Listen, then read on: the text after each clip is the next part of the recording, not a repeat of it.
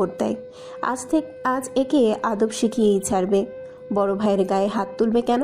সৌম্য সন্ধ্যা হতভম্ব হয়ে চেয়ে আছে। সৌম্য দ্রুত এগিয়ে গিয়ে সাধনকে টেনে ছাড়িয়ে নেয় আর বলে, মেয়েটাকে এভাবে মারছো কেন? বেগাতে লেগে যাবে। তুমি তো দেখছি ভাই হয়ে বোনকে মেরে মেরে আমার মানও ডুবাবে। আমি আমার বোনকে একটা টাচ না করেও শুনবো ভাইয়েরা বোনদের শুধু মারে। সন্ধ্যার সৃজা সোহাকে টেনে ধরে রেখেছে। সৌম্যর কথা শুনে সন্ধ্যা সৌম্যর দিকে তাকিয়ে হাসে। সৌম্য সন্ধ্যার দিকে অসহায় মুখ করে তাকায়। সোহা সন্ধ্যার সৃজার থেকে নিজেকে ছুটিয়ে নিয়ে তেড়ে যায় সাধনের দিকে। গিয়ে ঠাস ঠাস করে গালে গালে সবখানে সমানে থাপ্পড় মারে। তাকে কতগুলো মারলো, সে ছেড়ে দিবে নাকি? এদিকে সোহার এমন কাজে আবারও সৌম্য সন্ধ্যা চোখ বড় বড় করে তাকায়। সাধন রেগে মেগে সৌম্যকে ধাক্কা দিয়ে সোহার চুল টেনে ধরে দুগালের সমানে চড়ায়। সৌম্য সাধনকে টানলেও সাধনকে একটু ঠলাতে পারে না। ওদিকে সন্ধ্যাও সোহাকে টেনে ছাড়াতে চাইছে, কিন্তু পারছে না। এক পর্যায়ে সাধন গায়ের জোরে সোহাকে ধাক্কা দেয়। ফলস্বরূপ সোহা ঘরের কোনায় উল্টে পড়ে। পাশে রাখা বটির ওপর ডান হাত গিয়ে পড়ে। টেবিলের কোনায় গিয়ে কপালে লাগে। একই সাথে ঘরের দেয়ালের সাথে মাথায় অনেক জোরে ধাক্কা খায়। মেয়েটা ফুপিয়ে ওঠে। সন্ধ্যা দৌড়ে গিয়ে সোহাকে টেনে তোলে। ডান হাতে একটু কেটেছে। বেকায়দায় লাগলে আজ কি হয়ে যেত? কপালের কোনায় কেটেছে। সোহা মাথার পেছনে হাত রেখে ফোপাচ্ছে। সন্ধ্যা অসহায় চোখে তাকালো। সৃজা রেগে বলে, সাধন ভাইয়া, তুমি কি জীবনেও ভালো হবে না? শুধু মারতেই থাকো। কথাটা বলে সেও সোহার কাছে গিয়ে বসে। সোহার অবস্থা দেখে সৌম্যর এত রাগ হলো। একটা ভাই তার বোনকে এভাবে কি করে মারতে পারে? সৌম্যর মাথায় কাজ করে না। তার কি হলো কে জানে। তীব্র রাগের সৌম্য সাধনকে টেনে সাধনের গালে জোরে সোরে একটা থাপ্পড় মেরে দেয়। সৌম্যর কাজে সাধন সহ সোহার সন্ধ্যা সৃজা সবাই বিস্ময় চোখে তাকায়। সৌম্য রেগে বলে, তুমি কি মানুষ? ও তোমার বোন নয়? নিজের বোনকে কেউ এভাবে মারে? আর যদি তোমার বোন মরে যেত? কিভাবে ধাক্কা দিয়েছ? বোনকে কাছে পাও, এর জন্য কদর করো না। কখনো হারিয়ে গেলে বুঝতে পারবে বোন কি জিনিস। কথাগুলো বলতে বলতে সৌম্যর গলা ভারী হয়ে আসে। বনুর শূন্যতা তার পূরণ হয় না। সে ভুলতে পারে না সন্ধ্যাকে হারিয়ে ফেলার পর সেই বিষাদময় দিনগুলো। সন্ধ্যা ঝাপসা চোখে তার ভাইয়ের দিকে চেয়ে রইল। সৌম্য এগিয়ে এসে সন্ধ্যার উদ্দেশ্যে বলে, বনু সোহাকে নিয়ে বিছানায় বসিয়ে দে, রক্ত মুছে দে, তারপর আমরা এখান থেকে চলে যাব। সোহা অবাক হয়ে বলে, আপনি চলে যাবেন সৌম্য ভাইয়া? সৌম্য মৃদুস্বরে বলে, হ্যাঁ, আমার 2 নম্বর বনু সোহাকেও সাথে নিয়ে যাব। তোমাকে আর মার খেতে হবে না। সোহা অবাক হয়ে সৌম্যর দিকে তাকায়। সৌম্য কত ভালো। সন্ধ্যা মৃদু হাসল। সৃজা মুখ ফসকে বলে, সোহাকে একদিনেই বোন বানিয়ে ফেলেন, আর আমি 1 মাসের বেশি হয়ে গেল একসাথেই থাকছি, তাও আমাকে বোন ভাবতে পারছেন না? আপনি এত কিপটা কেন? সৌম্য বিরক্ত চোখে তাকায় সৃজার দিকে। সোহা হেসে বলে, আরে সৃজা আপু, রাগ করো না। সৌম্য ভাইয়া তোমাকেও মনে মনে বোন ভাবে। সৌম্য সন্ধ্যাকে তাড়া দিয়ে বাইরে যেতে যেতে বলে, আমার পার্সোনাল লাইফ নিয়ে কথা বলা মানুষদের আমি পছন্দ করি না। সৃজা বুঝল সে ইরাবতী নামের সেই মেয়েটির কথা বলায় সৌম্যর এত রাগ। এরপর সন্ধ্যা আর সৃজা সোহাকে ধরে ধরে বিছানায় বসায়। সাধন স্তব্ধ হয়ে দাঁড়িয়ে আছে, দৃষ্টি সোহার দিকে। সোহা সাধনকে মুখ ভেঙায়। সে তার ভাই পেয়ে গেছে। এই ভাইয়ের কাছে মার খাওয়ার জন্য আর থাকবে না। সন্ধ্যা সোহার মুখ চেপে ধরে, ইশারায় এরকম করতে না করে। সাধন সোহার ব্যঙ্গতে কোনো প্রতিক্রিয়া দেখালো না, চুপচাপ তাকিয়ে রইল সোহার দিকে। এরপর দ্রুত ঘর থেকে বেরিয়ে যায়। সৌম্য উঠানের এক কোনায় বসে আছে। সাধন এগিয়ে গিয়ে বলে, আমার বোনকে নিয়ে যেতে দিব। সৌম্য পিছু ফিরে তাকায়। তোমার বোন নিজের থেকে আমার সাথে যাবে, শুনে দেখ। সাধন চুপ থাকলো। এরপর সৌম্যর পাশে বসে বলে, আমি ওকে ইচ্ছে করে মারিনি। সৌম্য গম্ভীর গলায় বলে, যারা বোনদের মারতে কোনো পরোয়া করে না, বাঁচল কিনা মূল্য দেখে না, তাদের আমি পছন্দ করি না। তুমি আমার অপছন্দের তালিকায় চলে গিয়েছ। সোহা সন্ধ্যার সাথেই থাকবে। আমি সন্ধ্যার মতো সোহাকেও আমার আরেকটা বনু হিসেবে মেনে নিয়েছি। সাধন চুপচাপ শুনল সৌম্যর কথা। এরপর মলিন মুখে বলে, আমার তো সোহা ছাড়া কেউ নেই। এজন্যই দয়ামায়হীন ভাবে মারো। আর যদি মরে যেত? কারণ তোমার মার সাংঘাতিক, সাধন চুপ হয়ে গেল। সৌম্য আর চোখে সাধনের দিকে তাকায়। সাধন পকেট থেকে ফোন বের করে মাটিতে রাখতে গিয়েও ফোনের স্ক্রিনে চোখ পড়লে কিছু দেখে ফোনের লক খুলে দেখল সৃজার বাবার নম্বর থেকে অনেকগুলো কল এসেছিল, বেশ অনেকক্ষণ আগে। সাইলেন্ট বলে বুঝতে পারিনি। নোটিফিকেশনে মেসেজ চেক করল। সৃজার বাবার নম্বর থেকে মেসেজে লেখা, সাধন সৌম্য আর সন্ধ্যাকে নিয়ে এই শহর থেকে কয়েকদিনের জন্য দূরে কোথাও চলে পারবে না বাবা। সৌম্যকে বলবে ওদের শত্রু এখানে চলে এসেছে। তুমি ওদের তোমরা চেনা পরিচিত কোনো জায়গায় নিয়ে যেতে পারবে না বাবা। আমার এই কথাটা রাখো তুমি। আগামীকাল সকাল সকাল যেন দেরি করো না বাবা। মেসেজটি পড়ে সাধন ভ্রু কুচকে তাকায়। এরপর সৌম্যর দিকে বাড়িয়ে দিয়ে বলে, আঙ্কেল এসব মেসেজ দিয়েছে দেখ তো। সৌম্য সাধনের ফোনে মেসেজটি পড়ে অবাক হলো। সন্ধ্যাকে রেপ করার চেষ্টা, তাকে মেরে ফেলার চেষ্টা, এসব মনে পড়তে সৌম্যর গলা শুকিয়ে আসলো। কারা এমন করছে? সে আর তার বোনও কার কী ক্ষতি করেছে? ইরার বাবা তার বোনকে মেরে ফেলতে চাইছিল, কিন্তু সে তো ইরাবতী থেকে অনেক দূরে চলে এসেছে। তাহলে সৌম্য বুঝতে পারে না, তবে ইরার বাবাকে বিশ্বাসও করে না। লোকটি খুব নিচুমন মানসিকতার লোক। ওনাদের মতো মানুষদের দ্বারা হয়তো সবই সম্ভব। সৌম্য ভয় পায় ভীষণ। তার বোনকে সে হারাতে হারাতে ফিরে পেয়েছে, আবারও কি হারাবে? বোনুর কিছু হলে সে বাঁচবে কি করে? মামা যেহেতু এই শহরে থাকতে নিষেধ করেছে, নিশ্চয়ই এমনি এমনি বলেনি। কিন্তু সে কোথায় যাবে? হাতটাও একদম খালি। সৃজার বাবাকে একবার কল করতে গিয়েও কল করলো না, হয়তো ঘুমিয়েছে। অনেক রাত হয়েছে তো। সাধন সৌম্যকে ঝাঁকিয়ে বলে, কি হয়েছে? তোমাদের কি কোনো সমস্যা হয়েছে? সৌম্য সাধনের দিকে তাকালো না। সাধন মলিন মুখে বলে, আমি আর সোহাকে মারবো না। ওকে মেরে আমার খুব খারাপ লেগেছে। সোহার মতো আমাকে ও ভাই হিসেবে মেনে নাও। আমার আর সোহার দুজনেরই কেউ নেই। সৌম্য সাধনের দিকে তাকালো। সাধন মৃদু হেসে বলে, তুমি কিন্তু আমাকে থাপ্পড় মেরেছো। আমি কিছুই বলিনি। তোমাকে ভাইয়ের মতো ভেবেছি, এজন্য নিজের ভুল মেনে তোমার শাসন সদরে গ্রহণ করেছি। সৌম্য মৃদু হাসল। ছেলেটা সোহার মতোই মিশুক, খুব দ্রুত মানুষকে আপন করে নিতে পারে। এরা দুই ভাই বোন। সাধন আবারও বলে, তোমাদের সমস্যার কথা কি আমি জানতে পারি? তুমি বলতে না চাইলে সমস্যা নেই। সৌম্য দীর্ঘশ্বাস ফেলল। আকাশপানে চেয়ে বিষণ্ণ কণ্ঠে বলে, যখন আমার 17 বছর বয়স, তখন আমার বাবা তার দ্বিতীয় বউ সহ আর একটা 10 বছরের মেয়েকে সাথে আনে আমাদের বাসায়। অনেক আগেই লুকিয়ে বিয়ে করে অন্য জায়গায় রেখেছিল। তারপর একদিন বাবা তার দ্বিতীয় বউকে নিজের বাড়ি নিয়ে আসলো। মায়ের সাথে খুব খারাপ ব্যবহার করেছিল, অনেকগুলো থাপ্পড় মেরেছিল। আমি আটকাতে গিয়েও মার খেয়েছিলাম বাবার হাতে। এরপর মা ঘরের এক কোনায় গিয়ে শব্দ করে কাঁদছিল। আমি আর বনু মায়ের পাশে গিয়ে বসলে মা আমাদের দুজনকে জড়িয়ে ধরে খুব কাঁদছিল। মায়ের কান্না দেখে বনুও কাঁদছিল। আমার চোখ ভিজে যাচ্ছিল। আমি মাকে বলেছিলাম, মা তুমি কান্না করো না, আমি এইচএসসি পরীক্ষা দিয়ে কিছু একটা করে তোমাকে আর বনুকে এখান থেকে নিয়ে যাব। মা কান্নার মাঝেও একটু হেসেছিল। আমার কপালে চুমু খেয়ে বলেছিল, আমার আব্বা তুই, কিছু করতে হবে না সোনা, আমি আছি না। বনু দু হাতে চোখ মুছে বলেছিল, সৌম্য ভাইয়া, তোমার আব্বা তাহলে আমি কি? মা বনুর দুগালে চুমু খেয়ে বলেছিল, তুই আমার আম্মা, আমার আব্বা। আম্মা থাকতে আমার কোনো কষ্ট নাই। সৌম্যর এইটুকু কথা শুনে সাধন বলে ওঠে। সৌম্যর গলা ধরে আসে, চোখ থেকে টুপ করে এক ফোঁটা পানি গড়িয়ে পড়ে। সময় নিয়ে নিজেকে সামলে ধরা গলায় বলে, মা আমাদের সেদিন সান্ত্বনা দিলেও নিজেকে সান্ত্বনা দিতে পারিনি। এক সপ্তাহের মাথায় ভোরে আলো চোখের উপর এসে পড়লে আমি জেগে যাই। মা প্রতিদিন ফজরে আমাকে ডেকে দিত, কিন্তু সেদিন ডাকেনি। আমি অবাক হয়েছিলাম। এরপর মায়ের ঘরে গিয়ে মাকে ডাক দিলে মা সাড়া দেয় না। আমার ডাকে বনু ঘুম থেকে উঠে পড়ে, কিন্তু মা ওঠে না। আমি আর বনু এত করে ডাকলাম, মা আর উঠলই না। আমাদের মাথায় হাত বলি আর বলল না, আব্বা, আম্মা, আমাকে এত ডাকিস কেন? একটু ঘুমাতেও দিবি না? মা এই কথা মাঝে মাঝেই বলতো, কিন্তু সেদিন আর বলেনি। সেদিনের পর থেকে আর কখনো বলেনি।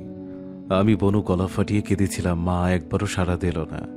রাত্রে মা আমাকে আর বনুকে ভাত মাখিয়ে তুলে খাওয়ালো, কত আদর করলো, আমাদের আব্বা আম্মা বলে ডাকলো। সকাল হতে না হতে মা একেবারে ঘুমিয়ে গেল।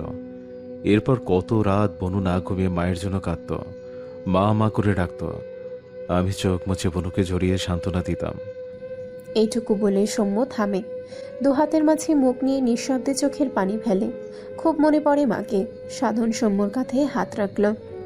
সৌম্য নিজেকে সামলে ভাঙা গলায় বলে, সৎমাকে আনার পর থেকে বাবা আমাদের সাথে আর আগের মতো কথা বলতো না। আর মা মারা যাওয়ার পর বাবা ভুলেই গেল আমি আর বনু তারই সন্তান। প্রায় আমি ভাতের হাঁটিতে ভাত খুঁজে পাইনি। বনু কোথায় কাঁদত, আমি কোথায় পাবো খাবার। সৎমাকে গিয়ে বললে সে কথা রাখে থাপ্পড় মেরে বলতো টাকা ফেল, তারপর খাবার চাইবি। ভরা চোখে বাবার দিকে তাকালে বাবা মুখ ফুরিয়ে নিত। মা মারা যাওয়ার পরে বাবার এই রূপটা আমাদের দুই ভাই বোনের জন্য বিষ ছিল। মা আমাকে টিফিন খেতে টাকা দিত, আমি কখনো খেতাম না। মা অনেক কষ্ট করত, ওই টাকা খরচ করতে ইচ্ছে করতো না। জমিয়ে জমিয়ে আবার মাকে ফেরত দিতে চেয়েছিলাম, কিন্তু মা তো চলেই গেল। আমি সেখান থেকে বনুকে রুটি কলা এনে খাইয়ে দিতাম আর ঘুম পাড়িয়ে দিতাম। মাঝে মাঝে একজনের ভাত থাকতো, গরম ভাতে পানি দিয়ে রেখে দিত সৎমা, যাতে না খাই আমরা। কি করব, বনু ক্ষুধায় কাঁদত। ওই পান্তা বেড়ে কাঁচা মরিচ আর লবণ দিয়ে মাখিয়ে খাইয়েছে। বনুর পেট ভরে পাতে থাকলে দুই একবার আমি খেতাম, না থাকলে আমার আর খাওয়া হতো না। কথাগুলো বলে সৌম্য একটু দম নেয়, এরপর আবারও বলে, 1 বছরের মাথায় আমি এইচএসসি দিলাম। এরপর অ্যাডমিশনের প্রস্তুতি নিচ্ছিলাম। আমার ইচ্ছে ছিল সায়েন্স নিয়ে পড়ার, কিন্তু এত প্রাইভেট কিভাবে পড়তাম। তাই মাকে কখনোই বলা হয়নি আমি সায়েন্স নিয়ে পড়তে চাই। অ্যাডমিশনের প্রস্তুতিটা আমার জন্য ছিল খুব কঠিন। বই খাতা কিচ্ছু ছিল না আমার। প্রথম 1 মাস আমার গ্রামের পরিচিত বন্ধুদের থেকে বই নিয়ে পড়তাম, আর একটা স্যারের কাছে শুধু অ্যাকাউন্টিং সাবজেক্ট পড়তাম। সাধন বলে, সেই স্যার তোমার থেকে টাকা নিত না, তাই না? সৌম্য একটু হেসে বলে, একটা কথা জানো সাধন, যাদের মা বেঁচে থাকে না, একটা পোকাও তাদের পাশে এসে দাঁড়ায় না। সাধন মৃদুস্বরে বলে। ঠিকই বলেছ। সৌম্য দীর্ঘশ্বাস ফেলে বলে, অ্যাডমিশনের 3 মাস আমি এক জায়গায় রাজমিস্ত্রির কাজ করেছিলাম। প্রথম মাসে টাকা পেয়ে কিছু বই কিনেছিলাম, সেখান থেকে স্যারের টাকা মিটিয়ে দিয়েছিলাম। এরপর প্রায় 3 মাস অ্যাডমিশনের জন্য প্রিপারেশন নিলাম, পাশাপাশি মিস্ত্রির কাজ করছিলাম। সকালে বেরিয়ে যেতাম, সন্ধ্যার আগে আগে বাড়ি ফিরতাম, প্রাইভেটে যেতাম। এরপর রাতে বাড়ি ফিরে বই নিয়ে পড়তাম। আমার বোনও ছোট হলেও আমার কাজে এগিয়ে দিত। তার ভাই পড়তো যে। এরপর এক্সাম চলে আসলো, কেন্দ্র দিয়েছিল রাজশাহী। পরীক্ষার দিন খুব ভোরে রেডি হয়ে নিলাম। বনু আমাকে জড়িয়ে ধরে বলেছিল, সরি সৌম্য ভাইয়ার তোমার আব্বা, তাহলে আমি কি? সৌম্য ভাইয়া, আমি তোমার ছোট মা, আর মায়েরা দোয়া করলে দোয়া কবুল হয়। আমি দোয়া করেছি তোমার পরীক্ষা অনেক ভালো হবে। এরপর বনুকে সাবধানে থাকতে বলে বাবাকে একবার বলে বেরিয়ে যায়। পরীক্ষা ভালো হয়েছিল, ঢাকা ভার্সিটিতে অ্যাকাউন্টিংয়ে চান্স হয়ে গেল। সবচেয়ে বেশি খুশি হয়েছিল আমার বনু। মিস্ত্রি হয়েছিলাম বলে ভার্সিটিতে ভর্তি হতে পেরেছিলাম। বাবা ফিরেও দেখত না আমার দিকে। বনুকে রেখে আসতে ভীষণ কষ্ট হচ্ছিল। ওকে কাদের কাছে রেখে এসেছি, ওরা কেউ আমার আর বনুর আপন নয়। বনুকে আমার সাথে ঢাকা আনতে চেয়েছিলাম। তখন বনুকে এনে কোথায় রাখতাম? আমার পকেটে ছিল 2000 টাকা। কোথায় থাকবো এটাই বুঝতে পারছিলাম না। বনুকে আনলে রাস্তায় রাখতে হতো। ভাবলাম নিজেকে একটু গুছিয়ে নিয়ে বনুকে ঢাকা শহরে নিয়ে যাব, কিন্তু যতটা সহজ ভেবেছিলাম কাজটা তত সহজ ছিল না। নিজেই ঠিক করে খেতে পারতাম না, বনুকে এনে কি করতাম? প্রথম কয়েক মাস ক্লাস করার পর ছুটি পেয়ে গ্রামে ছুটে যাই বনুকে দেখতে। বনুকে ছেড়ে এটাই আমার প্রথম দূরে থাকা ছিল। বাড়ির দরজায় পা রেখেছিলাম হাসবো বলে, কিন্তু দরজায় পা রাখতেই ঘর থেকে বনুর চিৎকার শুনে ঘরে দৌড়ে গেলাম। দেখলাম বনু মাটিতে শুয়ে 2 হাতে গলা ধরে কাঠা মুরগির মতো ছটফাচ্ছে। পাশে আমার সৎবোন চুপচাপ দাঁড়িয়ে দেখছিল। আমি দৌড়ে গিয়ে বনুকে 2 হাতে জড়িয়ে নিয়ে বললাম, কি হয়েছে বনু?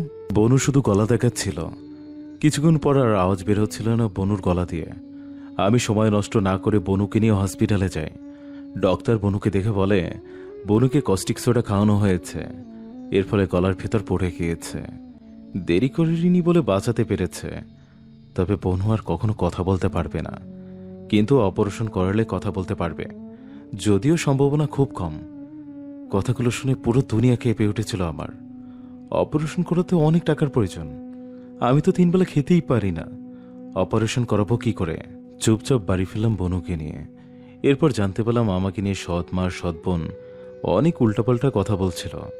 বনু দুটো কথার উত্তর দিয়েছিল বলে সকাল আর তার মা মিলে কার থেকে যেন এসব আনিয়ে তার বোনকে অন্য নাম দিয়ে খাইয়ে দিয়েছে। আমি কিছু বলার ভাষা খুঁজে পাচ্ছিলাম না।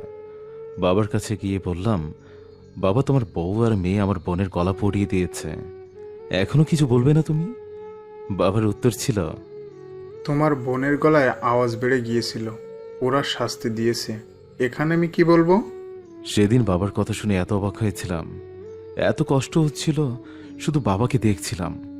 পরের মানুষকে কি বলবো, যেখানে নিজের বাবাই এসবকে সাপোর্ট করে। বনু ঘরের কোনায় বসে কাঁদছিল। আমি কিভাবে সান্ত্বনা দিব বনুকে? আমার নিজেরই কাঁদতে ইচ্ছে করছিল, তবু নিজেকে সামলে বনুকে জড়িয়ে ধরে সান্ত্বনা দিলাম। যাদের কেউ নেই তাদের আল্লাহ আছে, ওই জানোয়ারগুলোর বিচার আল্লাহই করবে। কথাগুলো বলে সৌম্য লম্বা করে শ্বাস ফেলে। সাধনের চোখের কোণে জল চিকচিক করছে। হঠাৎ সৌম্য রাগান্বিত স্বরে বলে, ওই বাবা নামক জানোয়ারকে যদি কখনো কুকুর ছিঁড়েও খায়, আমি এক পা আগাবো না ওকে বাঁচাতে, শুধু চেয়ে চেয়ে দেখব। কথাটা বলতে গিয়ে সৌম্যর গলা ধরে আসে। মনে পড়ে ছোটবেলার কথা, যখন তার বাবা তাকে ঘাড়ে নিয়ে গ্রাম ঘুরত। মন বলে পারবে না হয়তো। একদিন হলেও বাবা তার মাথায় স্নেহের হাত বুলিয়ে দিয়েছিল।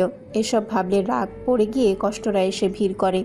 মানুষ কেন বদলে যায়? সৌম্য নিজেকে সামলিয়ে নিয়ে ভারী গলায় বলে, ছুটি শেষে বনুকে রেখে আসতে মন সায় দিচ্ছিল না। একবার ভাবলাম পড়া বাদ দিয়ে দেব। বনু নিজে আমাকে ঠেলে পাঠালো, বুঝদারের মতো বোঝালো, সে না পড়লে তারা তো এই বাড়িতে সারা জীবন পড়ে থাকবে, আর সন্ধ্যা আরও সাবধানে থাকবে, ওরা আর কিছু করতে পারবে না। এরপর এভাবেই আমার অনার্স শেষ হলো, মাস্টার্সের ফার্স্ট ইয়ার শেষ হলো। সেকেন্ড ইয়ারের শেষে জানলাম বনুকে বাবা বিক্রি করে দিয়েছে। কতবার ঠিকানা জানতে চাইলাম, কেউ বনুর ঠিকানা দিল না। দিনগুলো যে কিভাবে পার করেছি একমাত্র আমি জানি। আর তারপর হঠাৎ বনুর খোঁজ পেয়ে গেলাম। বিনিময়ে ইরাবতীকে কত কাঁদালাম। সৌম্যর আওয়াজ ক্ষীণ হয়ে আসে। সাধন জিজ্ঞেস করে, ইরাবতীকে? সৌম্য দু হাতের মাঝে মুখ ঠেকিয়ে ধরা গলায় বলে, ইরাবতী আমায় খুব ভালোবাসে, এতটা ভালোবাসে যে ভালোবাসার যোগ্য আমি নই। ওকে কোনোদিন একটু হাসাতে পারিনি। ও আমাকে ভালোবেসে হাসতে ভুলে গিয়েছে, পেয়েছে শুধুই কষ্ট।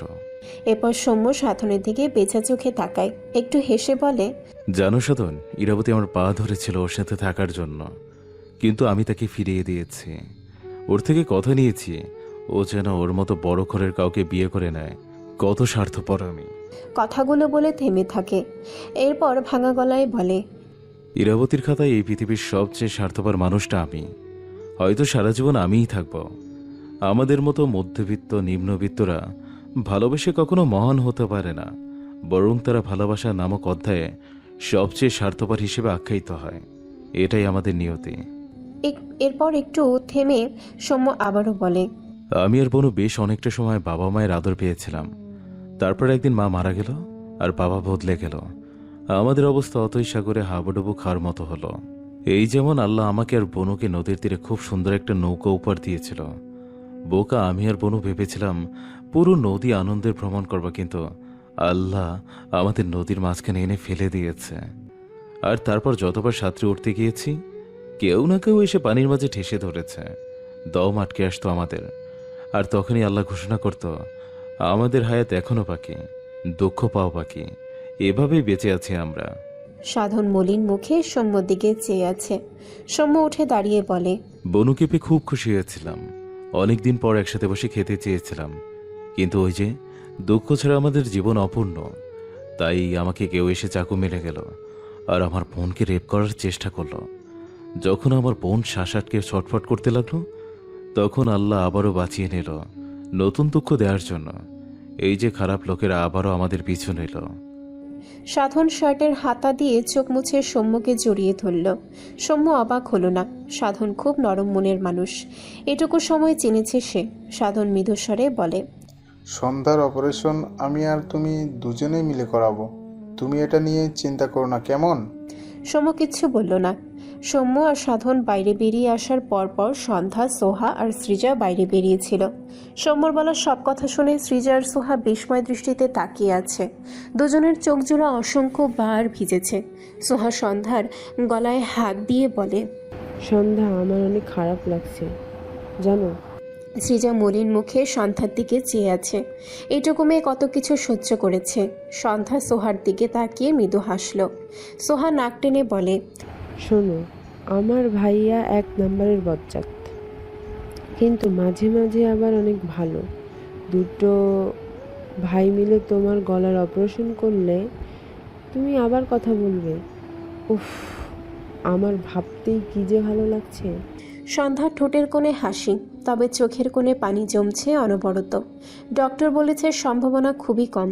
তাছাড়া সেদিনের পর কত বছর পেরিয়েছে, সে আর কথা বলতে পারবে না, সে বোঝে। সৌম্য পেছন থেকে বলে, এখানে কি করছিস বনু?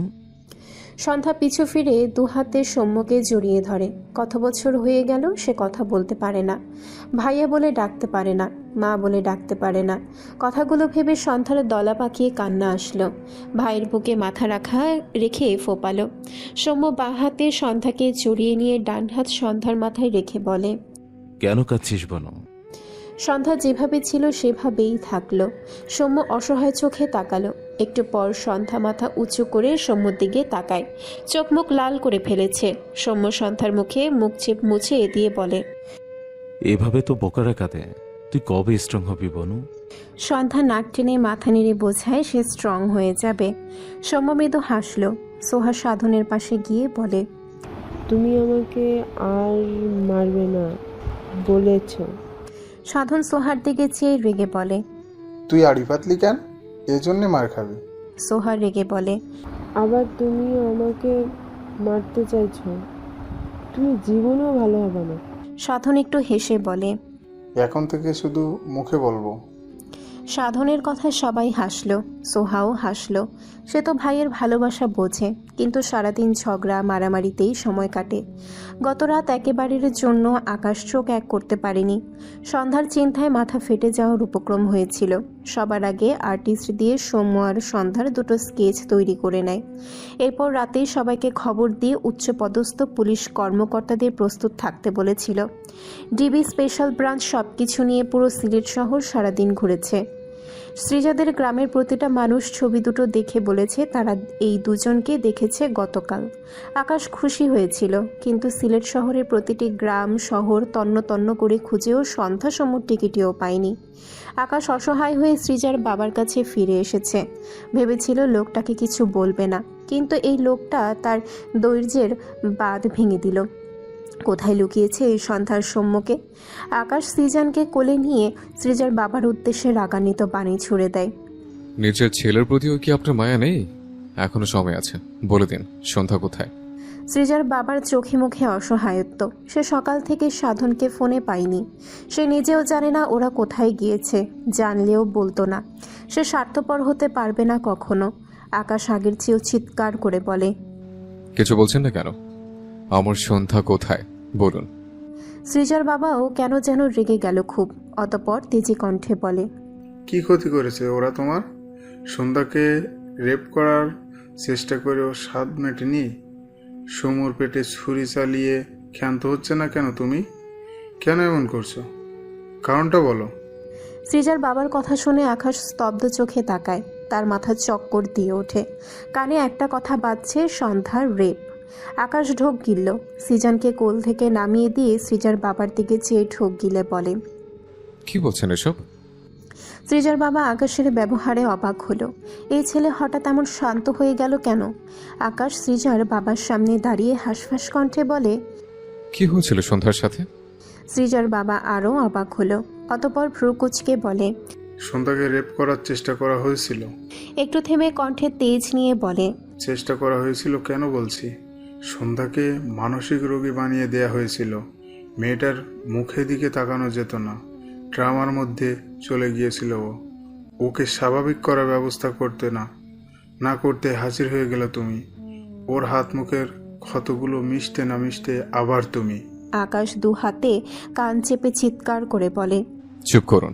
সৃজার বাবা চুপ হয়ে গেল। সবাই অবাক হয়ে তাকায় আকাশের দিকে। আকাশের কণ্ঠ কাঁপছে, সাথে শরীর, চোখ দুটো বন্ধ। এসব শুনতে চায় না সে। কে ছুঁয়েছে তার সন্ধ্যাকে? আকাশ হঠাৎই সৃজার বাবার দিকে এগিয়ে গিয়ে ধরা গলায় বলে, আঙ্কেল, আপনি এসব মিথ্যা বলছেন তাই না? সন্ধ্যা কোথায় আঙ্কেল? সৃজার বাবা অবাক হয়ে চেয়ে আছে। সৃজার মা সৃজনকে কোলে নিয়ে আকাশকে অবাক হয়ে দেখছে। আকাশ সৃজার বাবাকে চুপ দেখে চিৎকার করে বলে, আপনি কেন মিথ্যা বলছেন? সন্ধ্যাকে কেউ ছোঁয়নি, বলুন। পাশ থেকে সৃজার মা মলিন গলায় বলেন, সৌম্য নিজে আমাদের এসে বলেছে, আর সন্ধ্যার শরীরে অনেক ক্ষত ছিল, আমরা দেখেছি। মিথ্যা কেন বলবো আমরা? আকাশের বুক ভার হয়। সময়ের পাল্লা যত বাড়ে দেহ জুড়ে ব্যথা তত বাড়ে। এসব কি শুনছে এসে? এসব শোনার মতো শক্তি তার নেই। সৃজার বাবার কাছে এগিয়ে এসে সৃজার বাবার ডান হাত তার দু হাতের মাঝে নিয়ে অনুনয়ের সুরে বলে, আঙ্কেল প্লিজ বলুন, আমার সন্ধ্যা কোথায়? সৃজার বাবা ঢোক গিলে, এই ছেলে কোন দিক থেকেই তার কাছে সৌম্য সন্ধ্যার জন্য খারাপ লাগছে না। কে এই ছেলে?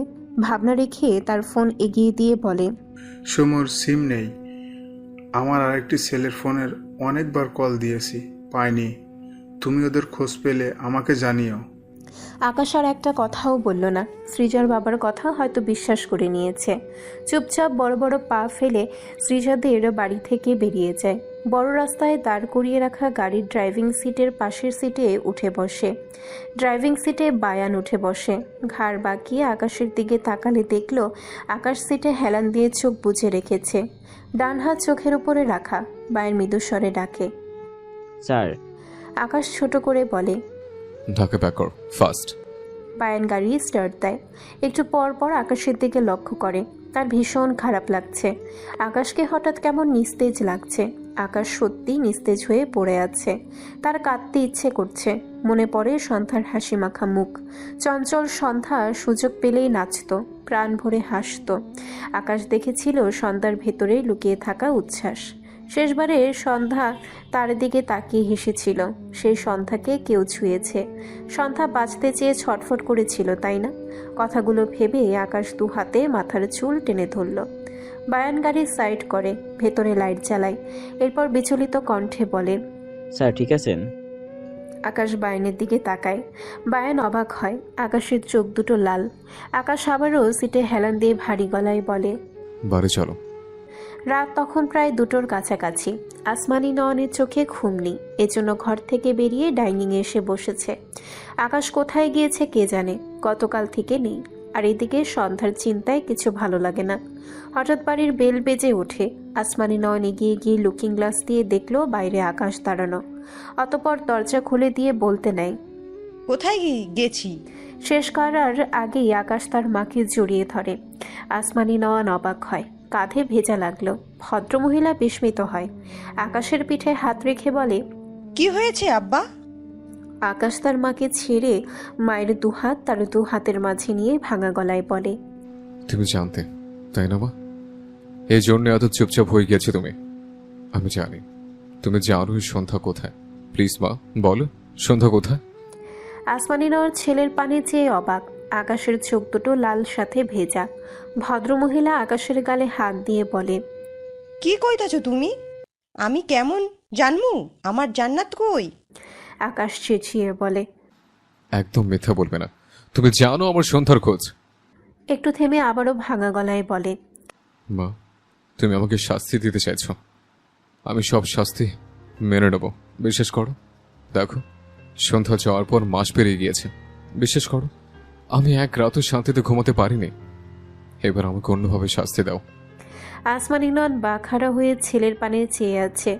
আকাশ তার মায়ের দু হাতের উপর তার কপাল ঠেকিয়ে রোধ হয়ে আসা কণ্ঠে বলে, মা বলো প্লিজ, আমি মরে যাচ্ছি, এভাবে আর থাকতে পারছি না।